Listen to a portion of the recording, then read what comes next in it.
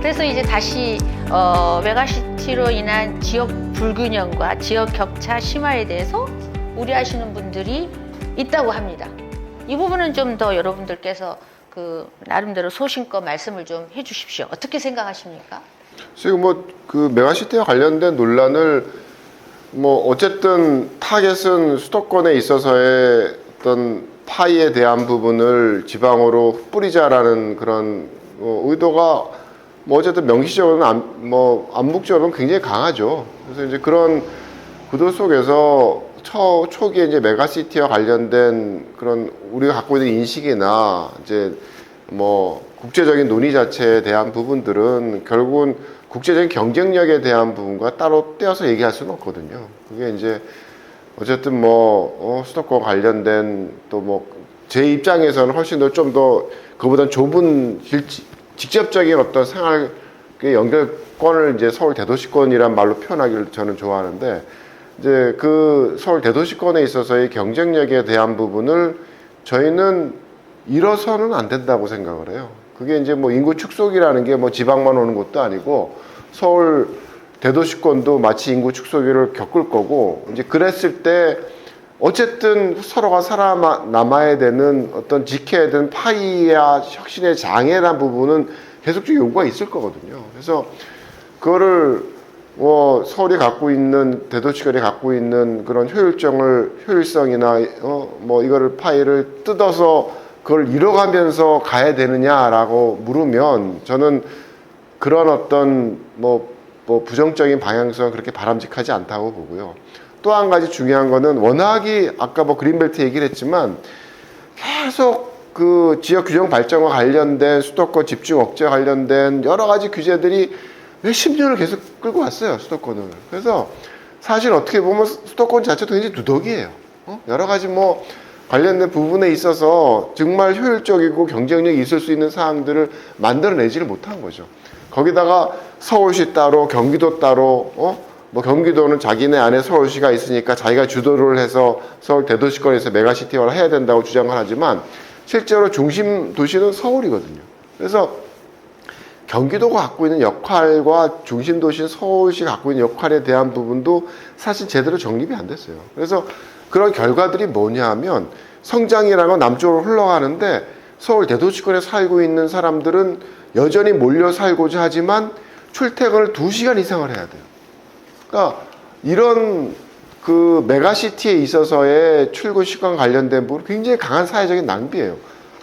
이걸 왜 이런 상황들이 만들어졌느냐라고 따지게 되면 서울과 경기도에 있어서의 협력적인 관계, 중심이라는 걸 인정하지 않는 경기도의 어떤 선택들, 막 이런 것들이 막 얹혀지면서 서울 내에 있어서의 어떤 뭐 재건축이나 혹은 재개발이나 서울에 인접한 그린벨트를 먼저 활용하는 어떤 선택들을 못하는 그런 구도 속에서 저쪽 외곽으로 나가서 논바디에 뭐 40층에 올라가고 화성 동탄이 세워지고 이런 구도 속에서 굉장히 장거리 출퇴근을 해야 될 많은 사람들이 그런 도시가 이제 서울 대도시의 모습을 만들어졌다라는 거죠. 그래서 여전히 서울 대도시권이라는 국가적인 경쟁력을 가져야 되는 메가시티의 경우에도 인구 축소기를 대응을 해 나가기 위해서 개선해야 될 점들이 굉장히 많다는 겁니다. 그래서 이제 그런 어떤 노력들을 그나마 수도권이 갖고 있는 어떤 성장의 잠재력이 좀 남아있을 때 해야 되는 굉장히 중요한 시기예요, 제가 보기에는. 그래서 그거를 잃을 수가 없다라는 거죠. 이제 그런 구도 속에서 뭐 지금 벌어졌던 뭐 김포 그 편입에 대한 논란에 대한 부분들이 김포의 문제라기보다는 서울의 공간 구조에 있어서의 어떤 문제점들, 그린벨트로 인한 문제점들, 경기도의 어떤 나름대로의 독자적인 서울시와의 관계 속에서 만들어지지 못한 토지용에 대한 그런 불협화음들, 이런 것들이 해소될 수 있는 그런 이제 노력들이 지금 시점에서 필요한 거고, 그게 가장 편하게 가는 게 어쨌든 낀 공간들에 만들어진 행정구역들이 서울시 편입했다 그러니까 이제 그런 구도 속에서 서울시 역할을 서울 대도시권의 중심 도시로서 좀 더 합리적으로 만들어갈 수 있는 계기가 됐다라는 거죠. 그래서 어떤 지방과의 어떤 관계 속에서 서울의 문제는 뺏어오는 문제가 아니라 서울 대도시권 내부에 있어서 그동안 만들어내지 못했던 비효율에 대한 부분을 효율화하는 내부 집안의 문제라고 생각을 합니다. 넘지 못했던 그 서울 대도시권에 있어서의 내부의 벽들을 좀 허물으면서 그 안에서 좀 더 편하게 살 수 있는 그런 경쟁력에 대한 부분을 조금은 국가적인 경쟁력을 키울 수 있는 그런 계기로서 만들어가는 그런 부분인 거지. 서울의 행정구역을 뭐 김포시가 편입이 되고 뭐 하남시가 편입이 됐다고 지방 걸 뺏어오는 건 아니거든요. 이제 그 정도의 효율에 대한 노력은 인정하고 가야 된다고 생각을 해요. 이건 저는 이렇게 서울을 국한돼서 이야기하는 것보다는 이 전국적인 이야기를 좀 해야 된다라고 한다면 마 교수님이 하실 말씀이 좀 더 있으실 것 같은데. 그러니까 우리가 이제 근본적인 것부터 한번 생각을 좀 해볼게요. 그러니까 도시의 경쟁력이 어디서 나오나, 이게 이제 도시계획하는 사람들의 텍스트 중에 하나가 집적의 이익을 어떻게 잘 활용하느냐. 그러니까 그 좀 밀도를 높이고 다양한 사람들이 모여가지고 이제 소통하고 또 협업할 수 있는 어떤 그런 구조, 이제 이런 거를 통해서 행정 서비스는 코스트를 낮추고요. 그 다음에 기업 활동을 또 쉽게 하고요. 근데 이제 이 집적이란 것도, 이것도 또 텍스트지 않습니까? 이 집적도 어느 정도의 집적이 있는 거예요. 그러니까 이 집적이 너무나 좀 이렇게 진짜 빽빽하게 이게 집적이 되면은 이제 집적의 경제가 계속 이제 늘어나는 상황 속에서 꼭지점을 찍고 내려가는 거죠. 그렇죠? 근데 우리가 지금 이 김포 문제라든가 이런 거에 이제 근본을 좀 한번 보면요. 서울에서 집적 불경제가 화폐 가치로 환원되지 않는 형태로 굉장히 많이 나왔다라는 겁니다. 예를 들어서 높은 집값, 그 집값을 바라보는 청년들의 좌절, 이어지는 저출산, 제일 낫지 않습니까? 이건 우리가 화폐 가치로 환원해 본 적이 없어요. 이거는 지속 가능성을 위협하는 굉장히 큰 집적의 불경제 형태인 거죠. 그래서 서울이 노력을, 그러니까 우리 대한민국이 노력을 하지 않았냐? 계속적으로 노력했어요. 노력한 방법이 서울의 외곽, 그러니까 수도권의 외곽에다가 공동주택을 대거 짓는 방법으로 밀도를 낮추면서 노력을 했던 거죠. 근데 공동주택만 지면 안 되지 않습니까? 이게 베드타운이 되니까 여기에 교통통신을 연결했던 거예요. 그게 자족 기능을 강화하기 위해서 또 그랬던 거죠. 그러니까 수도권 전체가 뚱뚱해지는 방향으로 개발을 하되 점점 이제 그런 개발 과정 속에서 이제 수도권은 적정 밀도를 어떻게라도 유지해갖고 경쟁력을 확보하려는 방향으로 여태까지 노력했던 거죠. 이 과정에서 지방은 집적의 경제를 잃었어요. 그러니까 집적의 경제가 점점점 더 그나마 조금 있었던 집적의 경쟁이 또 집적의 경제도 낮아지는 방향으로 갔죠. 이런 상황 속에서 청년들의 인터널 마이그레이션이 엄청나게 많이 일어나고 있는 거고요. 지금 광역시급만 해도 청년 인구를 100으로 놨을 때 1.5명 정도가 매해 빠져나가는 현상이 발생을 하는 거예요. 그럼 저희가 이 문제가 왜 중요하냐라고 봤을 때 수도권의 문제가 지금 이 마이그레이션과 사회적 인구 이동이랑 관련되어 있기 때문에, 그리고 이게 우리 전체 사회의 사회경제적 비용을 야기하기 때문에 대한민국을 통으로 놓고 봐야 되는 거죠. 수도권의 문제가 비수도권의 문제랑 지금 굉장히 긴밀하게 연결되어 있기 때문에. 그래서 지금 계속 얘기하는 이제 그 서울 메가시티론과 그 다음에 지방의 메가시티론은 사실 결이 달라요. 아까 말씀하신 여러 종류가 있지만 그거의 목적도 다르고, 그렇죠. 지금 다른 형태로 이제 진행이 되는 거죠. 근데 저희는 이거를 연계해 갖고 봐야 되는 거고, 이걸 연계해서 보지 않으면은 뭐 우리가 국토를 좁게 쓰고 있는데 부동산 가격이 장기적으로 낮아질 리는 만무하고요. 이렇게 높은 부동산 가격 속에서 출산율이 낮아지는 것, 이게 우리 사회에 뭔가 악영향을 주고 있는 어떤 그런 현실, 이거를 조금 더 매크로하게 보지 않으면은 저희가 해결책을 찾기 힘들지 않을까, 뭐 그런 생각을 가지고 있습니다. 지역 주민들이 조금이라도 이 메가시티에 대해서 얼만큼 이해도와 또 얼만큼 이렇게 여론하에 이해도가 있는지 이게 굉장히 궁금해요. 진짜 이들은 뭐 관심 바뀌고 정치권에서만 막 이야기하고 이 전문가들 교수들만 이야기하고 있는 건지 정말 지역사회에서는 어떨까? 혹시 뭐 그런 부분에 대해서 말해줄 수 없으시나요? 예, 올해 조사를 좀 했는데요. 협력의 필요성, 그리고 협력에 현재 추진되고 있는 정책들에 대한 지역 주민들의 평가는 굉장히 높습니다. 근데 다만, 높다는 것은? 예, 필요하다. 우리가 주변 지역하고 협력해야 된다. 근데 그런 방향에서 이게 특별지방자치단체로 특별연합 형태로 갈 것이냐, 아니면은 행정통합에 갈 것이냐, 약간 차이는 있더라고요. 이게 분명히 필요하긴 한데, 내가 우리 지역이 이걸 위해서 행정통합을 하겠다라는 것보다 우리 지역은 그대로 놔둔 상태에서 주변 지역하고 또 다른 연합 형태로 가는 걸 약간 선호를 더 많이 하더라고요. 우리 이렇게 있는데 니네들이 다 와라 우리 지역으로?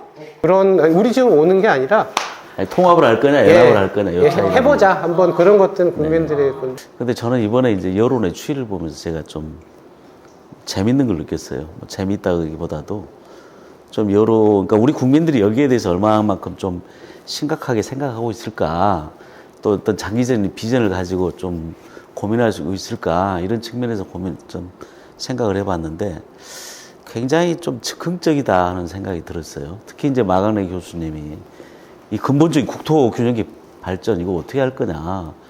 서울을 중심으로 한 수도권은 너무 과열돼 있고 저쪽은 완전히 냉각해서 지금 뭐 빙하기로 들어가고 있는데 이 전체를 같이 봐야 된다. 그러면서 그 안에서의 어떤 서울의 도시 경쟁력, 지방에서의 어떤 나름대로 거점 도시를 만들어가면서 지역 균형 차원에서 발전을 이루어지는, 저는 전적으로 동의하는데요. 그렇게 정치권도 안 내다 볼 뿐더러 지역에 있어도 그렇지 않는 것 같아요. 특히 이번에 이제 뭐 여당에서 한번 뭐 김포발 통합 논의가 있었지 않습니까? 그래서 관심들이 굉장히 뜨겁더라고요, 맨 처음에. 그리고 많은 김포 주민들은, 시민들은 찬성하는 걸로. 뭐 서울은 뭐 이렇게 그저 그러는 걸로.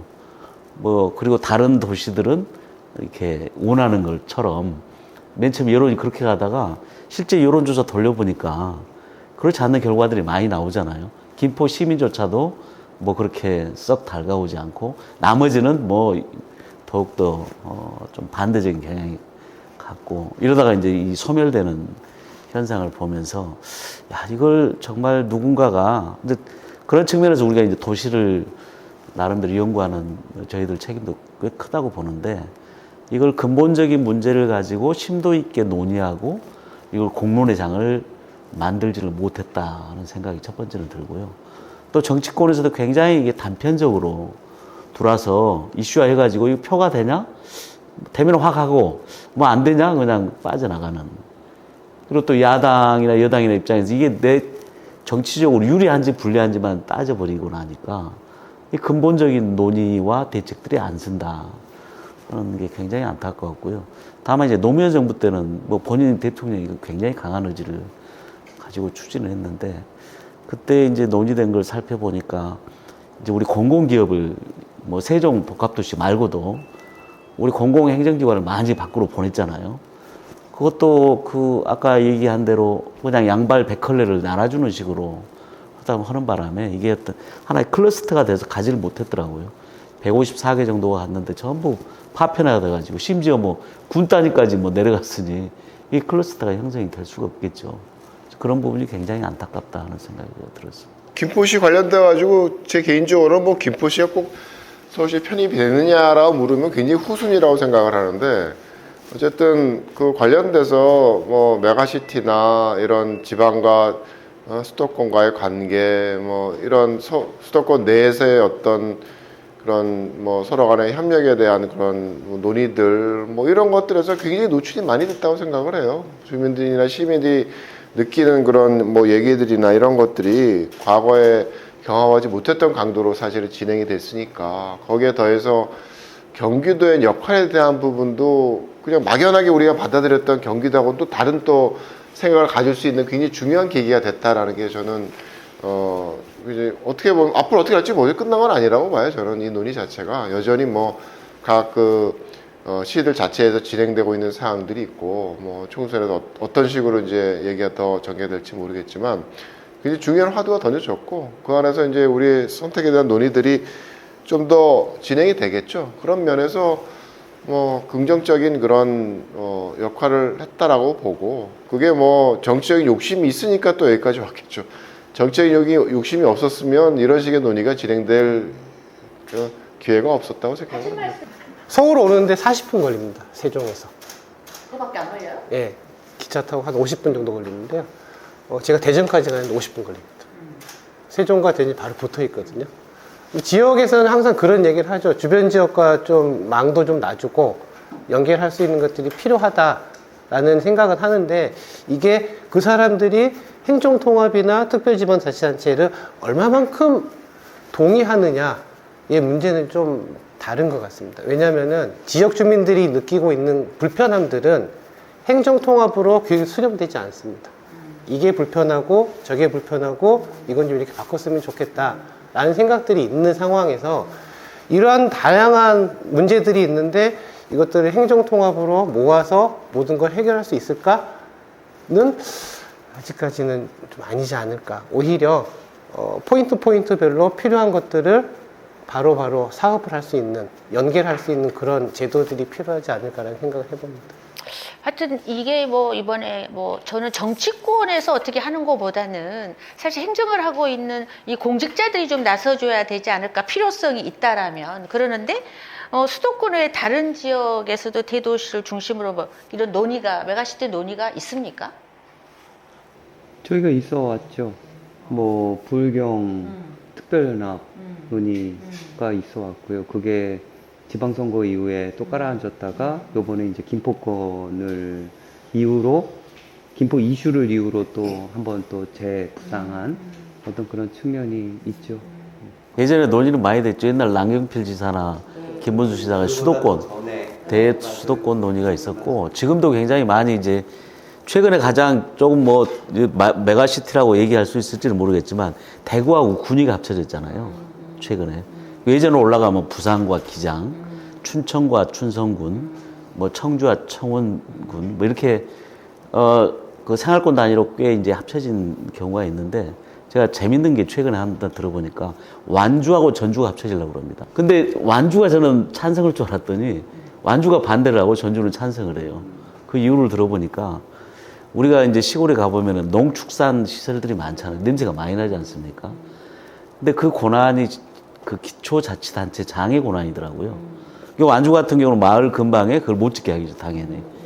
근데 만약에 전주가 합치면 전주시장 입장에서는 이 전주 전체의 경제국이 중요하니까 그걸 여기저기 막 허가할 거다. 이런 저런 얘기들이 있어서 반대를 하는 거예요. 그러니까 이게 메가시티, 그러니까 이 생활권을 합친다는 얘기가 아까 우리 박 박사님 말대로 상당히 깊숙이 좀 들어가 보고 논의를 해야 될 과제다. 이런 생각이 들었어요.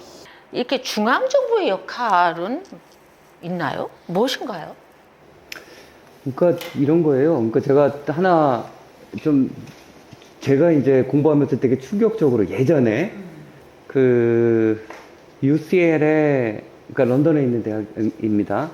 피터 홀이라는 분이 계셨어요. 이제 이분의 그 별칭이 그 도시계획의 노스트라다무스, 영불 해저 터널이라든가 이런 것도 다 이렇게 예언하셨던 분이세요. 써자기도 받고 써 있잖아요. 그 자기도 받고 그러셨던 유명한 분인데 이분이 한번 우리 그 한국을 방문해서 이런 말씀을 하신 거예요. 그 대한민국은 가까운 미래에 하나의 강력한 도시국가가 될 것이다. 라는 거. 그냥 국토 전체가 그냥 하나의 도시로서 이제 기능할 날이 얼마 남지 않았다라는 겁니다. 이제 그만큼 이제 우리나라는 국토 면적도 좁고 또 우리 이 교통의 속도라든가 이런 것들을 보게 되면은 한번 그려볼 수는 있는 거죠. 저희가 한 4, 50년 후 정도면은 이게 하나 대한광역시 정도가 될 수도 있겠다라는 거. 저희 행정구역 통합은요, 행정구역 통합, 행정구역 연계해서 행정하는 거, 이제 이런 것들은 전 세계적인 지금 트렌드예요. 그러니까 우리 아까 이제 그 진 교수님께서 말씀을 해주셨는데, 그 프랑스 같은 경우에는 이제 메트로폴 있지 않습니까? 건 따로 한번 다루려고 그러는데. 아, 그래요? 그럼 여기 컷? 네, 여기 컷하고. 우리 중앙정부 역할. 네, 행정구역은 계속적으로 통합이 되는 방향으로 나가야 되는 게 맞아요. 그래야 조금 더 효율적인 행정을 할 수 있는 어떤 그런 거죠. 그렇게 된다면 중앙정부의 역할은 앞으로 그렇게 될 거니까 사실 통합을 할 때 어떤 인센티브를 지자체에 줄 수 있는가라는 거. 그러니까 예를 들어서 이런 거예요. 그러니까 광역 시설을 설치를 할 때 서로 가져가려고 한다거나 서로 밀어내려고 한다든가 이제 이런 일들이 발생하지 않습니까? 서로 협의해가지고 뭔가 협의를 이뤘다라고 한다면 그거에 대해서 조금 더 이제 뭐 보조금을 준다든가 아니면 행정구역 통합에 대한 논의가 있다면 거기에 이제 교부금을 조정을 한다든가 이런 식으로 해갖고 이걸 자꾸 유도해내는 방향으로 뭔가 중앙정부가 노력을 할 수가 있겠죠. 제가 말씀드리고 싶은 것은 우리 마 교수님과 같은 얘기인데 중앙정부 역할은 좀 조장을 해줄 필요가 있어요. 자꾸 계속 끼리끼리 묶게 조장을 해서 너희끼리 묶어서 하면 훨씬 많은 재정과 권한을 줄게. 이렇게 생활권 단위로. 그러면은 계속 묶어질 겁니다. 아까 말씀드렸다시피 우리의 어떤 현재 지방 구조 자체가, 행정 구조 자체가 저 삼국시대부터 올라가는 그런 구조거든요. 그래서 굉장히 파편화되어 있어요. 예를 들어 군 단위는 2, 3만입니다, 인구가. 예산이 5천억이에요. 그래서 제가 그 수업 시간에 이런 얘기를 했더니 어떤 학생이 군 없애고 주민들에게 나눠줍시다. 그럼 1년에 1,500만 원에서 2천만 원이에요. 매년 1,500만 원에서 2천만 원을 나눠준다고 생각을 해보세요. 주민들 뭐 이 수도권 문제 저는 다 해결될 것 같은데 오히려. 제가 다음에 발언권을 좀 적게 쓰겠습니다. 이건 좀 말씀드려야 될 것 같아서 일본에서도 행정구역을 통합하기 위해서 굉장히 큰 노력을 했잖아요. 되게 큰 3번의 이 행정구역 합병 노력이 있었습니다. 그중에서 가장 최근 게 이제 고이즈미 정부 때 그 평성대합병이 있었던 거죠. 이때 이제 이런 얘기가 나왔어요. 그러니까 일본에서는 불균형 발전도 굉장히 이렇게, 그러니까 도쿄권 쏠림 현상도 굉장히 심각하고, 그래서 이게 이제 분권의 문제가 아닌가. 지방 정부가 권한이 별로 없기 때문에. 그래서 이런 이제 균형 발전 논의와 그다음에 지방 분권 논의가 동시에 진행이 됐어요. 근데 이제 권한을 이양을 하는데 행정구역이 너무 자잘하게 나눠져 있으니까 이게 사실은 자잘하게 그러니까 조그만 지자체와 큰 지자체와 경쟁을 해야 되는 단계에서 권한의 이양은 굉장히 시장주의적 개념이에요. 그러니까 지자체 권한을 나눠주고 한번 잘 경쟁해봐라. 그러면 효율성이 좀 극대화된다. 그러는데 이게 그 행정구역 단위가 어떤 데는 굉장히 이렇게 강한 행정구역이 있고 그 행정 단위가 있고 어떤 데는 적은 겁니다. 완주하고 전주네. 크고 작고. 그렇죠. 이 얘기는 또 이제 별도의 얘기인데요. 그러다 보니까 이제 우케자라란 말이 나와 있어요. 받을 그릇론. 권한을 이양해주고 싶은데 그릇이 너무 작으면은 권한을 이양한 이후에 소멸될 가능성이 큰 거예요. 경쟁 시스템에서.